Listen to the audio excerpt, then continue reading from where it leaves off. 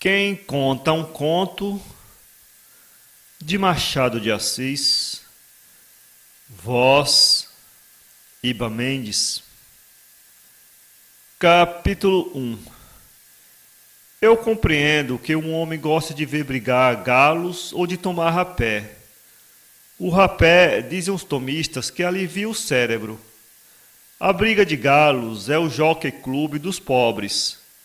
O que eu não compreendo é o gosto de dar notícias. E todavia, quantas pessoas não conhecerá o leitor com essa singular vocação?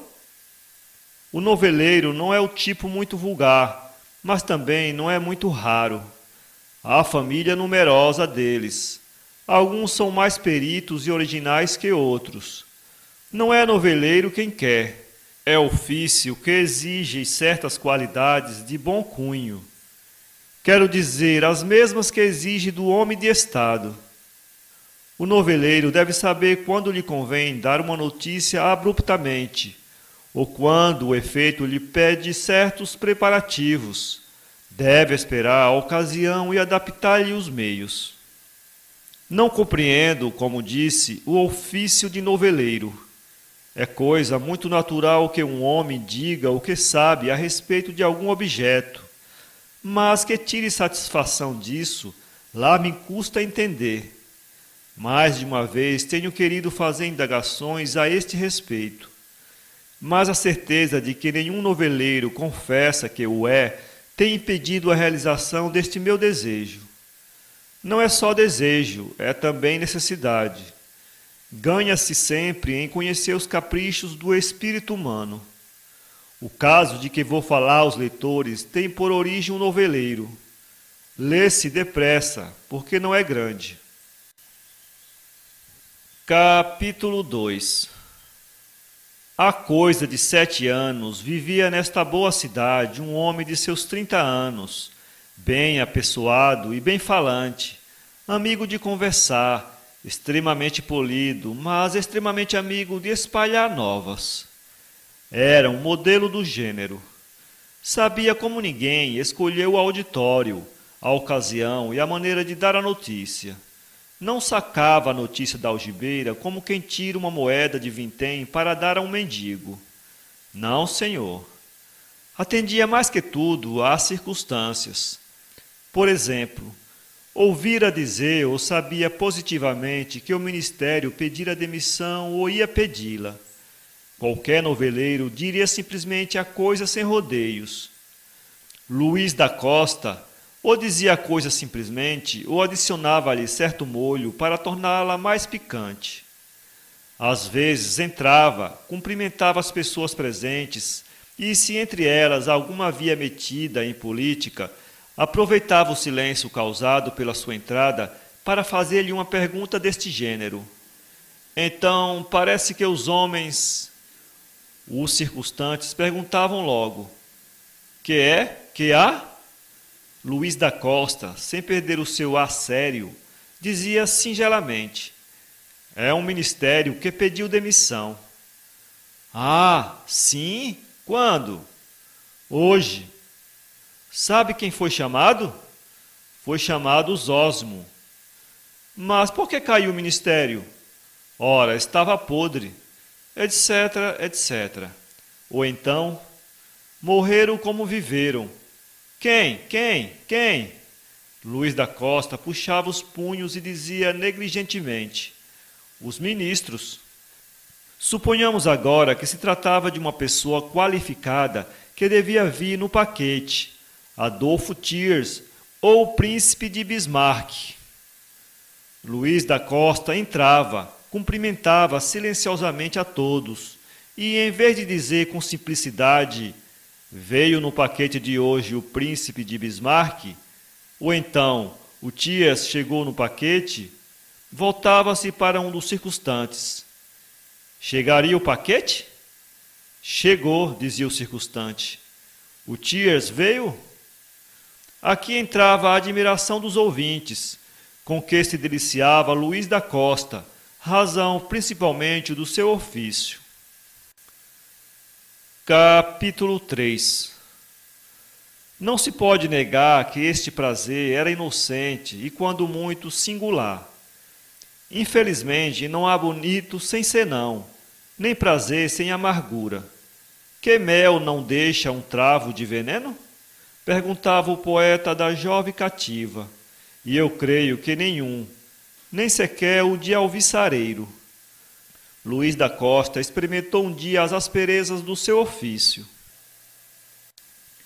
Eram 2 horas da tarde. Havia pouca gente na loja do Paula Brito, 5 pessoas apenas. Luís da Costa entrou com o rosto fechado como um homem que vem empejado de alguma notícia. Apertou a mão a 4 das pessoas presentes. A quinta apenas recebeu um cumprimento, porque não se conheciam. Houve um rápido instante de silêncio, que Luís da Costa aproveitou para tirar o lenço da algibeira e enxugar o rosto. Depois olhou para todos e soltou secamente estas palavras. Então fugiu a sobrinha do Gouveia? Disse ele rindo. Que Gouveia? Disse um dos presentes. O Major Gouveia, explicou Luís da Costa.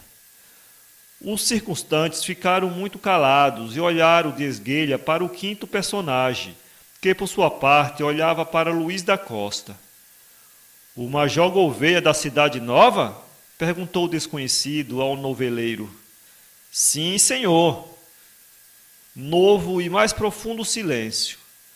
Luís da Costa, imaginando que o silêncio era efeito da bomba que acabava de queimar, entrou a referir os pormenores da fuga da moça em questão.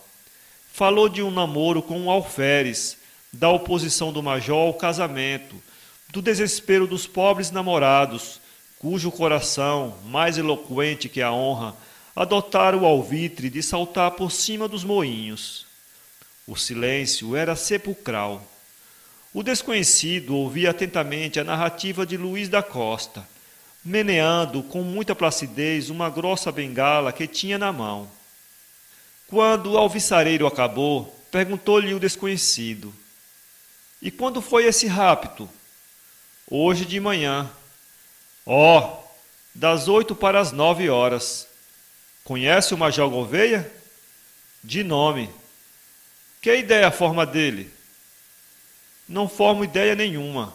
Menciono o fato por 2 circunstâncias.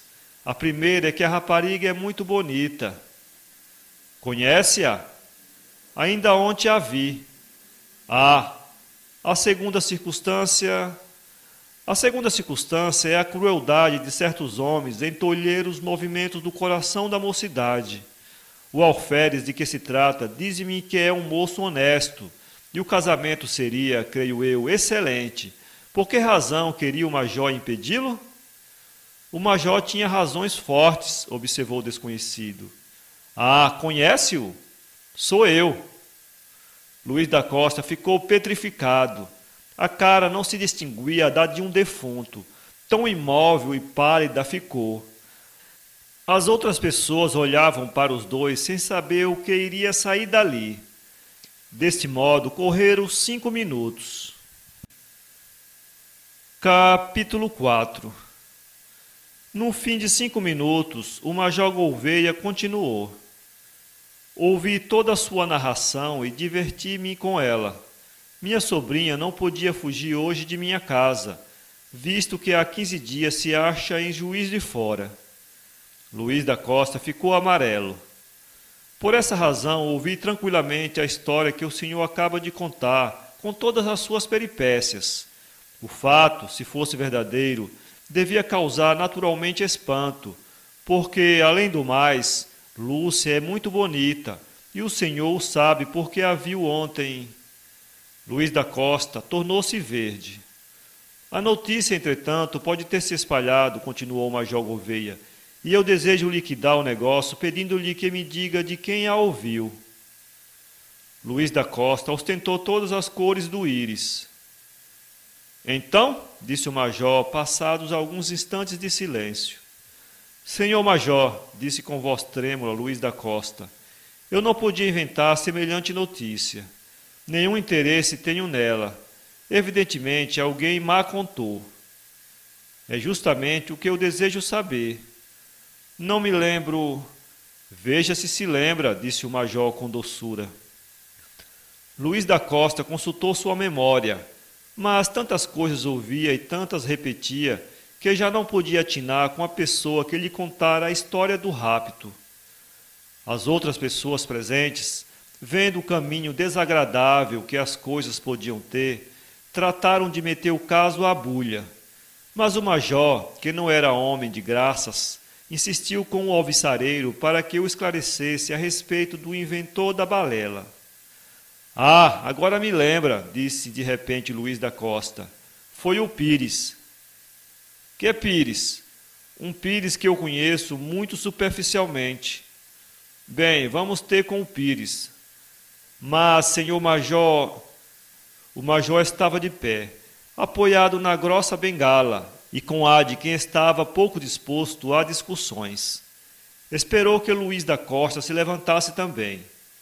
O alviçareiro não teve remédio senão imitar o gesto do major, não sem tentar ainda um "mas, senhor major..."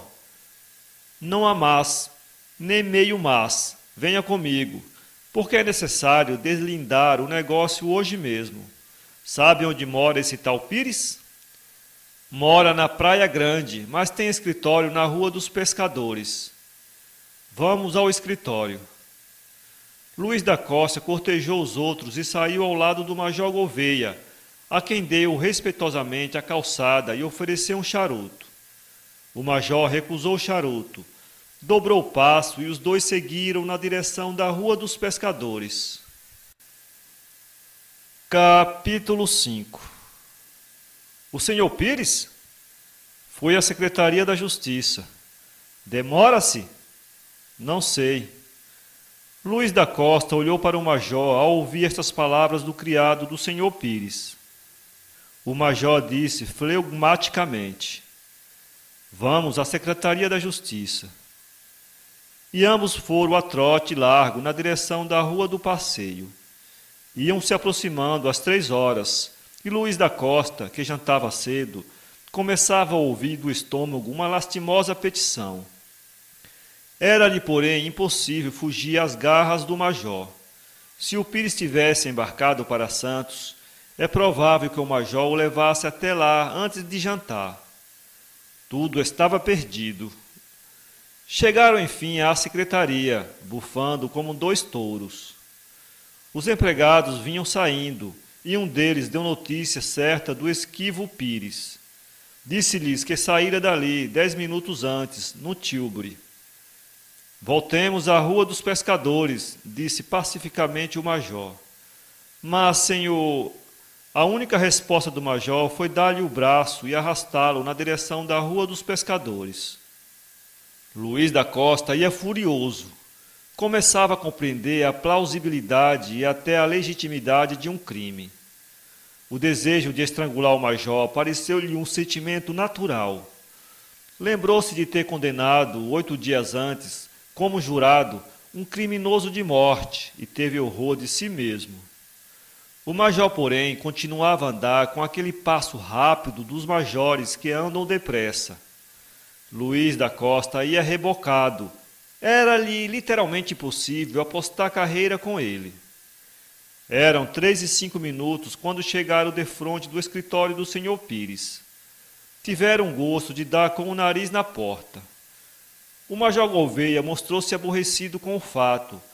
Como era homem resoluto, depressa se consolou do incidente. "Não há dúvida", disse ele, "iremos à Praia Grande." "Isso é impossível", clamou Luís da Costa. "Não é tal", respondeu tranquilamente o major. "Temos barca e custa-nos um cruzado a cada um. Eu pago a sua passagem." "Mas, senhor, a esta hora..." "Que tem? São horas de jantar", suspirou o estômago de Luís da Costa. "Pois jantaremos antes." Foram dali a um hotel e jantaram.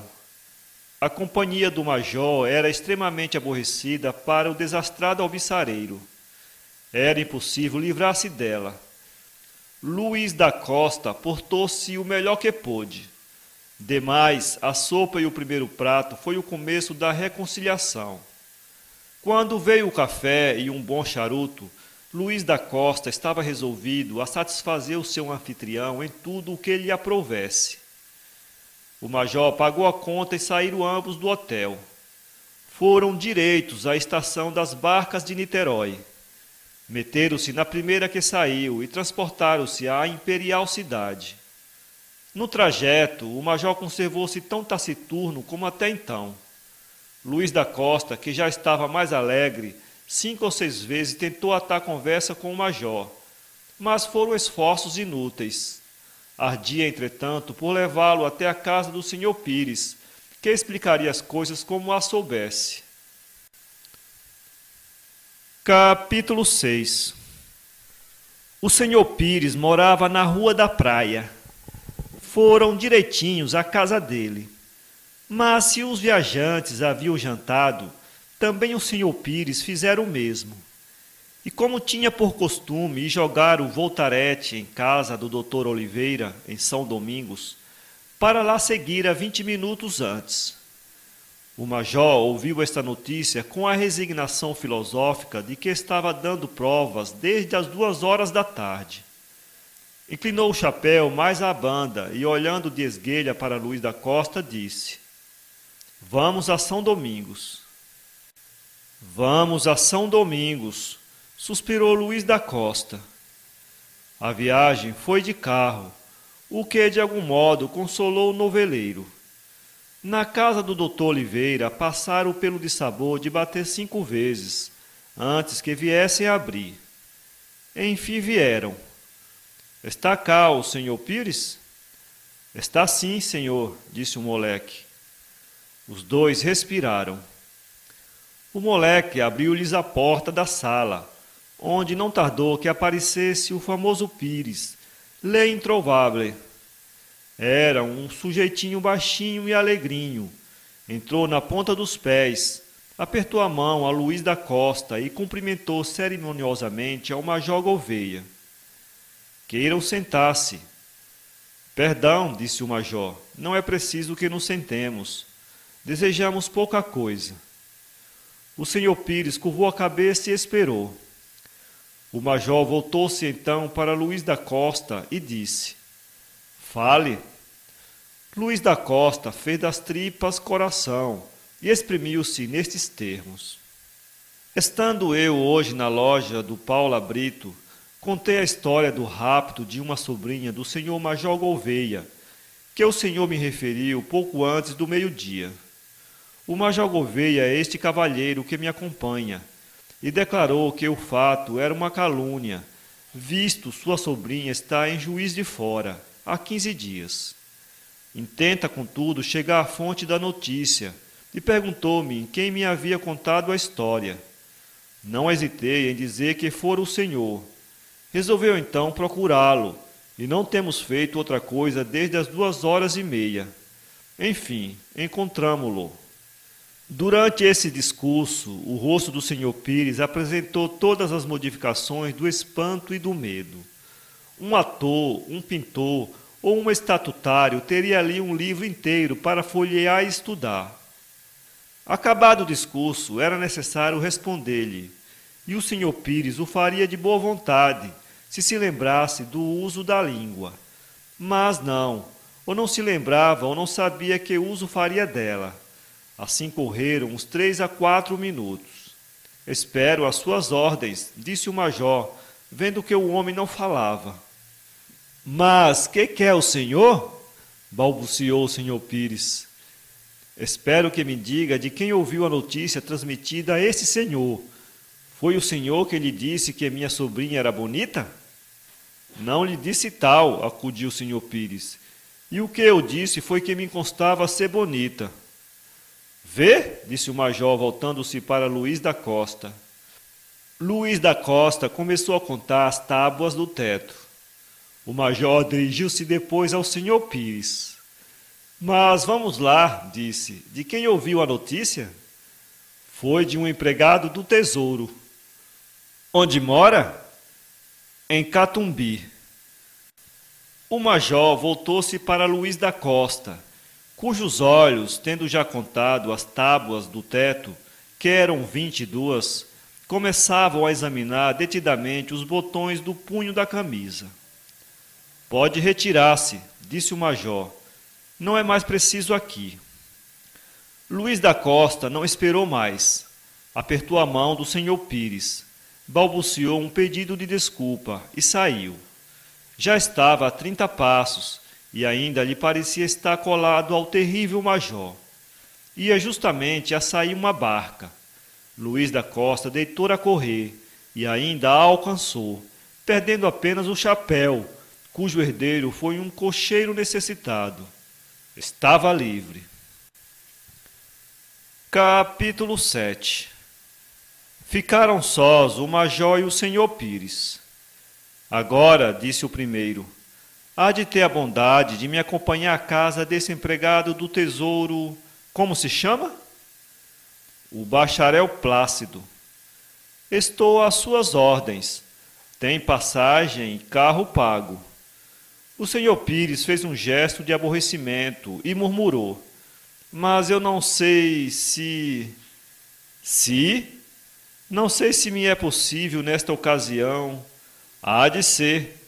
Penso que é um homem honrado. Não tem idade para ter filhas moças, mas pode vir a tê-las, e saberá se é agradável que tais invenções andem na rua. Confesso que as circunstâncias são melindrosas, mas não poderíamos... O quê? Adiar? Impossível. O senhor Pires mordeu o lábio inferior, meditou alguns instantes e, afinal, declarou que estava disposto a acompanhá-lo. Acredite, senhor major, disse ele concluindo, que só as circunstâncias especiais deste caso me obrigariam a ir à cidade. O major inclinou-se. O senhor Pires foi despedir-se do dono da casa e voltou para acompanhar o implacável major, em cujo rosto se lia a mais franca resolução. A viagem foi tão silenciosa como a primeira. O major parecia uma estátua.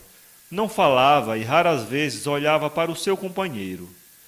A razão foi compreendida pelo senhor Pires, que matou as saudades do Voltarete, fumando 7 cigarros por hora. Enfim, chegaram a Catumbi. Desta vez foi o major Gouveia mais feliz que da outra. Achou o bacharel Plácido em casa. O bacharel Plácido era o seu próprio nome feito homem. Nunca a pachorra tivera mais fervoroso culto. Era gordo, corado, lento e frio. Recebeu os 2 visitantes com a benevolência de um Plácido verdadeiramente plácido. O senhor Pires explicou o objeto da visita. É verdade que eu lhe falei de um rapto, disse o bacharel, mas não foi nos termos em que o senhor repetiu. O que eu disse foi que o namoro da sobrinha do major Gouveia com o alferes era tal que até já se sabia do projeto de rapto. E quem lhe disse isso, senhor bacharel? Perguntou o major. Foi o capitão de artilharia Soares. Onde mora? Ali em Mata Porcos. Bem, disse o major. E voltando-se para o senhor Pires, agradeço-lhe o incômodo, disse. Não lhe agradeço, porém, o acréscimo. Pode ir embora. O carro tem ordem de o acompanhar até a estação das barcas. O senhor Pires não esperou novo discurso. Despediu-se e saiu. Apenas entrou no carro, deu 2 ou 3 socos em si mesmo e fez um silolóquio extremamente desfavorável à sua pessoa. É bem feito, dizia o senhor Pires. Quem me manda ser abelhudo?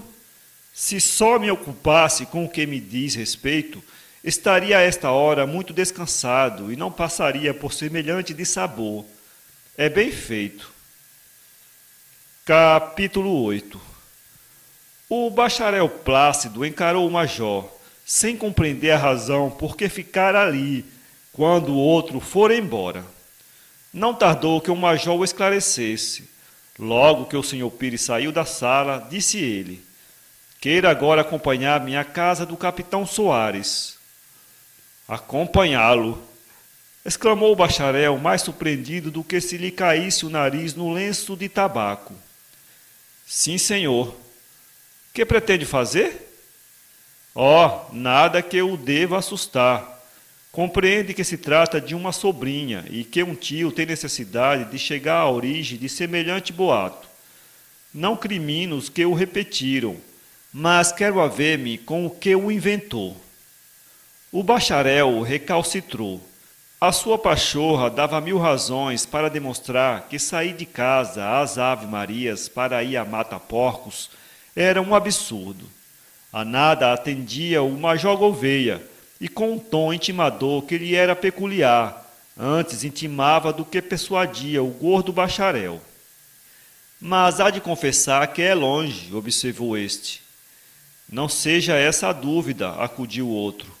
Mande chamar um carro que eu pago. O bacharel Plácido coçou a orelha, deu 3 passos na sala, suspendeu a barriga e sentou-se. Então, disse o major ao cabo de algum tempo de silêncio. Refleti, disse o bacharel. É melhor irmos a pé. Eu jantei há pouco e preciso digerir. Vamos a pé.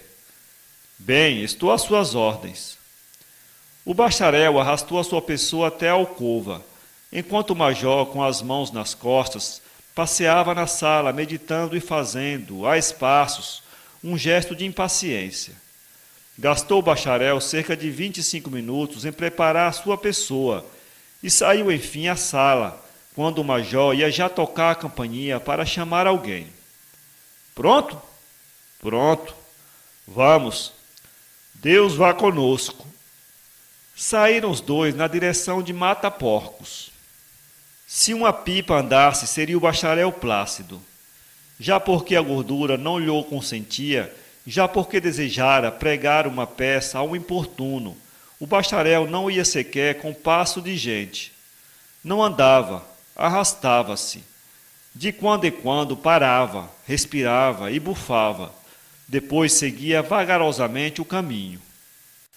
Com este, era impossível o major empregar o sistema de reboque que tão bom efeito teve com Luís da Costa. Ainda que o quisesse obrigar a andar, era impossível, porque ninguém arrasta 8 arrobas com a simples força do braço.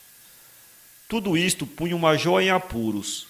Se visse passar um carro, tudo estava acabado, porque o bacharel não resistiria ao seu convite intimativo.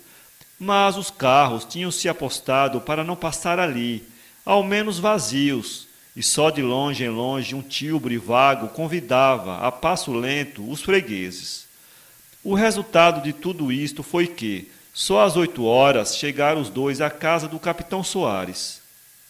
O bacharel respirou a larga, enquanto o major batia palmas na escada. — Quem é? — perguntou uma voz açucarada. — O senhor capitão, disse o major Gouveia. — Eu não sei se já saiu, respondeu a voz. — Vou ver. Foi ver. Enquanto o major limpava a testa e se preparava para tudo o que pudesse sair de semelhante embrulhada, a voz não voltou senão dali a 8 minutos, para perguntar com toda a singeleza. — O senhor quem é? — Diga que é o bacharel Plácido, acudiu o indivíduo deste nome, que ansiava por arrumar a católica pessoa em cima de algum sofá. A voz foi dar a resposta e daí a 2 minutos voltou a dizer que o bacharel Plácido podia subir. Subiram os dois. O capitão estava na sala e veio receber à porta o bacharel e o major. A este conhecia também, mas eram apenas cumprimentos de chapéu. Queiram sentar-se. Sentaram-se. Capítulo 9. Que mandam nesta sua casa? Perguntou o capitão Soares. O bacharel usou da palavra. Capitão, eu tive a infelicidade de repetir aquilo que você me contou a respeito da sobrinha do senhor Major Gouveia. Não me lembra. Que foi? Disse o capitão com uma cara tão alegre como a de um homem a quem estivessem torcendo um pé. Disse-me você, continuou o bacharel Plácido, que o namoro da sobrinha do senhor Major Gouveia era tão sabido que até já se falava de um projeto de rapto. Perdão, interrompeu o capitão. Agora me lembro que alguma coisa lhe disse, mas não foi tanto como você acaba de repetir. Não foi? Não. Então, o que foi? O que eu disse foi que havia notícia vaga de um namoro da sobrinha de Vossa Senhoria com um alferes. Nada mais disse. Houve equívoco da parte do meu amigo Plácido. Sim, há alguma diferença, concordou o bacharel. Ah, disse o major, deitando-lhe os olhos por cima do ombro. Seguiu-se um silêncio. Foi o major Gouveia o primeiro que falou. Enfim, senhores, disse ele, ando desde as 2 horas da tarde na indagação da fonte da notícia que me deram a respeito de minha sobrinha. A notícia tem diminuído muito, mas ainda há aí um namoro de alferes que incomoda. Quer o senhor capitão dizer-me a quem ouviu isso? Pois não, disse o capitão. Ouvi-o ao desembargador Lucas. É meu amigo, tanto melhor. Acho impossível que ele dissesse isso, disse o major, levantando-se. Senhor, exclamou o capitão. Perdoe-me, capitão, disse o major, caindo em si. Há de concordar que ouvi a gente o seu nome assim maltratado por culpa de um amigo. Nem ele disse por mal, observou o capitão Soares. Parecia até lamentar o fato, visto que sua sobrinha está para casar com outra pessoa. É verdade, concordou o major. O desembargador não era capaz de injuriar-me. Naturalmente ouviu isso a alguém. É provável. Tenho interesse em saber a fonte de semelhante boato. Acompanhe-me à casa dele. Agora. É indispensável. Mas sabe que ele mora no Rio Comprido? Sei, iremos de carro. O bacharel Plácido aprovou esta resolução e despediu-se dos 2 militares. Não podíamos adiar isso para depois? Perguntou o capitão, logo que o bacharel saiu. Não, senhor. O capitão estava em sua casa, mas o major tinha tal império na voz ou no gesto, quando exprimia sua vontade, que era impossível resistir-lhe. O capitão não teve remédio senão ceder. Preparou-se, meteram-se num carro e foram na direção do Rio Comprido, onde morava o desembargador. O desembargador era um homem alto e magro, dotado de excelente coração, mas implacável contra quem quer que lhe interrompesse uma partida de gamão. Ora, justamente na ocasião em que os 2 lhe bateram à porta, jogava ele o gamão com um coadjutor da freguesia, cujo dado era tão feliz que em menos de 1 hora lhe dera já 5 gangas. O desembargador fumava, figuradamente falando, e o coadjutor sorria, quando o moleque foi da parte de que 2 pessoas estavam na sala e queriam falar com o desembargador. O digno sacerdote da justiça teve ímpetos de atirar o copo à cara do moleque. Conteve-se, ou antes traduziu seu furor num discurso furibundo contra os importunos e maçantes. Há de ver que é algum procurador à procura de autos, ou à cata de autos, ou à cata de informações, que os leve o diabo a todos eles. Vamos, tenha paciência, dizia-lhe o coadjutor. Vá ver o que é, que eu espero. Talvez que esta interrupção corrija a sorte dos dados. Tem razão, é possível, concordou o desembargador, levantando-se e dirigindo-se para a sala. Capítulo 10. Na sala teve a surpresa de achar 2 conhecidos.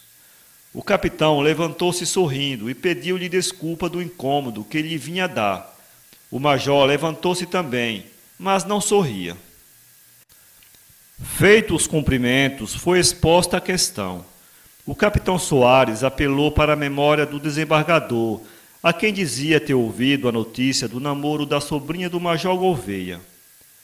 Recordo-me ter-lhe dito, respondeu o desembargador, que a sobrinha de meu amigo Gouveia piscara o olho a um alferes, o que lamentei do fundo da alma, visto está para casar. Não lhe disse, porém, que havia namoro. O major não pôde disfarçar um sorriso, vendo que o boato ia diminuir à proporção que se aproximava da fonte. Estava disposto a não dormir sem dar com ela. Muito bem, disse ele, a mim não basta esse dito. Desejo saber a quem o ouviu, a fim de chegar ao primeiro culpado de semelhante boato. A quem o ouvi? Sim, foi ao Senhor. A mim? Sim, Senhor, sábado passado. Não é possível. Não se lembra que me disse na rua do ouvidor, quando falávamos das proezas da... Ah, mas não foi isso, exclamou o major. O que eu lhe disse foi outra coisa. Disse-lhe que era capaz de castigar minha sobrinha se ela, estando agora para casar, deitasse os olhos a algum alferes que passasse. Nada mais? Perguntou o capitão. Mais nada. Realmente é curioso. O major despediu-se do desembargador, levou o capitão até Mata-Porcos e foi direito para casa, praguejando contra si e todo mundo. Ao entrar em casa, estava já mais aplacado.